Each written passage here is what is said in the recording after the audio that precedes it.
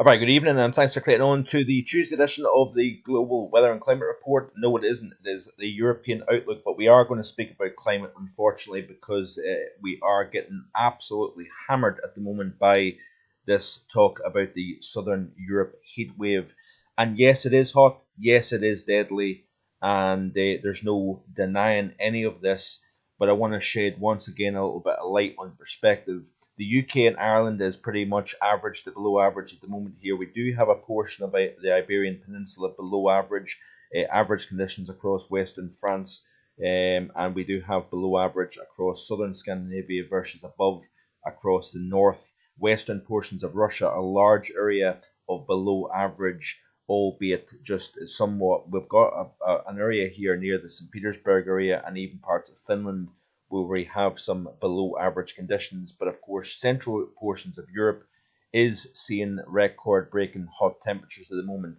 But the question I want to ask folks is this: where is the ceiling with regards to the temperature, the maximum potential heat that we can see at the surface of our planet?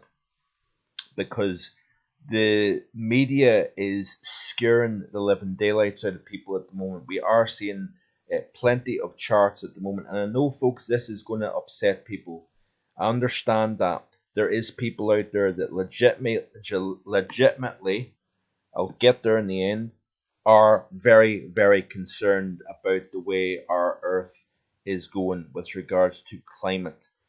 But folks, we live in, a absolutely tiny point in the history of the planet. And are you seriously turning around and telling me that this is the hottest that this planet has ever seen? It isn't. And even the current heat wave that we're seeing at the moment isn't reaching the levels of, pushing, breaking through that level, that ceiling of potential heat that can be generated. Now we know that the Met Office has downgraded the CET. So, for example, June 1976 should have been, if it wasn't adjusted last year by the Met Office, would have been the warmest June and warmer than the 2023 June. Now, that has been declared as the warmest the UK has ever seen, but we know the CET has had warmer Junes back in the 1800s here, and even the temperatures that we're seeing at the moment is below the temperatures that we've seen in parts of Europe in the past. So, of course, this is a July that's seeing a below average portion of the UK and Ireland here. Yes, slightly above average across the rest of the continent, but we do have areas of below average. If this was completely orange and we were seeing temperatures in excess of 50 Celsius on the mainland of Europe, yes, I would be very concerned indeed.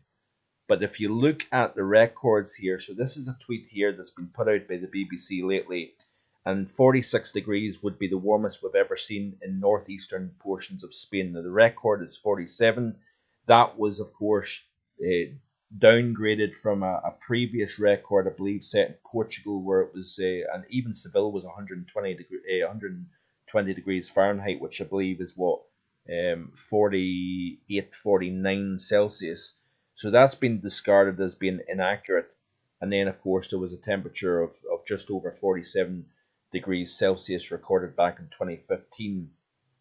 If we exceed that, and we exceed the 48.8 that was recorded back in 2021 on the Isle of Sicily, that is the current record for Europe, then I would be more concerned, if I'm being honest with you.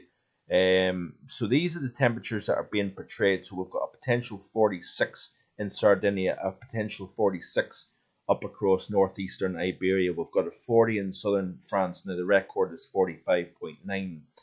And of course, we've seen temperatures higher than the 43. Now Rome is approaching a record of 40.8 Celsius. I think that's the hottest ever recorded in Rome. The models had 42, 43 degrees, and it looks as if, according to one source this afternoon, it looks as if we're missing that record overall.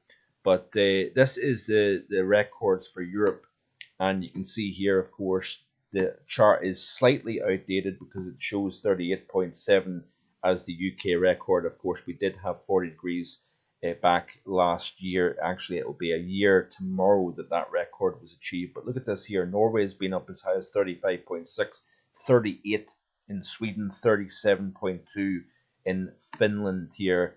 And then, of course, as you go further down, there's that 47.4 that was achieved back in 2015, 47.4 in Portugal. I think that was still goes back to 2003. That it's interesting here at 46.0, but I believe the record was 45.9. Has that been adjusted to 46 just to round it up? Of course, that is still adjusting the figure. And then, of course, we go to the all important Italy. 47 degrees Celsius has been achieved in Italy. We have, of course, seen the 48.8 recorded a couple of years ago on the island of Sicily. We have to go all the way back to 1977 when Athens achieved 48.0 Celsius. And even in Turkey, where temperatures are quite often, pretty much every summer, you get temperatures into the low to mid 40s. You have to go all the way to 49.0 Celsius for the Turkey record here. So I just want to show you this here, folks, because you do get pretty tired, if I'm being honest, of listening to this day in and day out with regards to the fear that this is creating. COVID is gone, climate change is here. That is the big scare story, post COVID, of course. So, yeah, like I said, this is probably going to upset a few folk. It may force you to subscribe. That's fine. I just have to kind of show you this here because I want to show you that I don't think we're breaking through the ceiling of what is the hottest the Earth can actually produce. We don't know. We don't know what's happened. 1, 2, 3,000 years before records began on this planet. We know that the Vikings settled in Greenland at a warmer time than it is now, back in the medieval warm period. And Greenland is the majority of Greenland is covered in a miles thick ice. Of course, back during the time when the Vikings had settled, Greenland was a very much a warmer place than what it is today here. How do we still have the ice that we've got over the Arctic? How do we still have the ice over the Antarctic? Yet everything is completely out of the realms of what can be considered normal.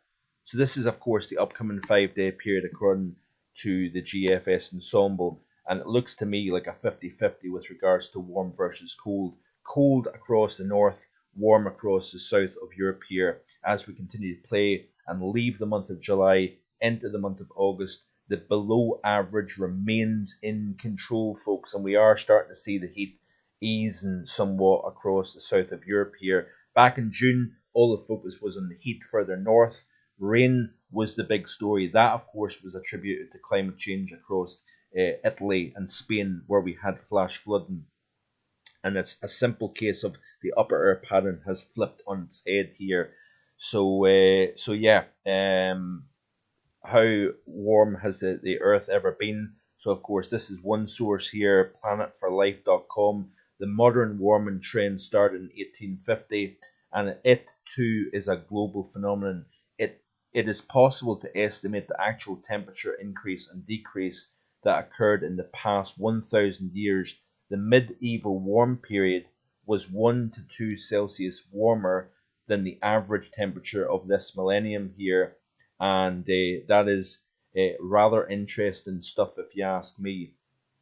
Looking at what the hottest temperatures ever achieved on the planet is. So, of course, we had 48.8 Celsius. We'll see if that is broken over the next couple of days here, or do we stay below that? Now, I know this 55 Celsius or 131 degrees Fahrenheit was a dubious figure. That has been disregarded, but that was recorded back in 1913.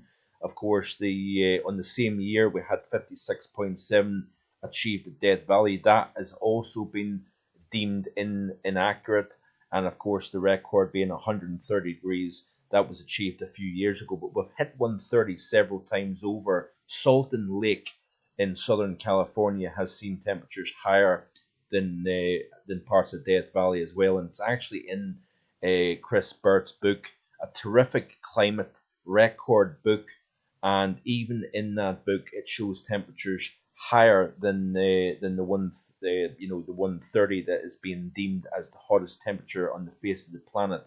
But may I add here, folks, we had a lot of attention being on that heat record over the weekend.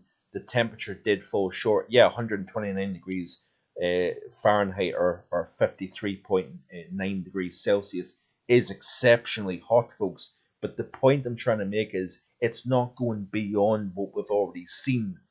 And, it still is regarded that 56.7 set back in 1913 is still deemed the world record according to NOAA and the World Meteorological Society.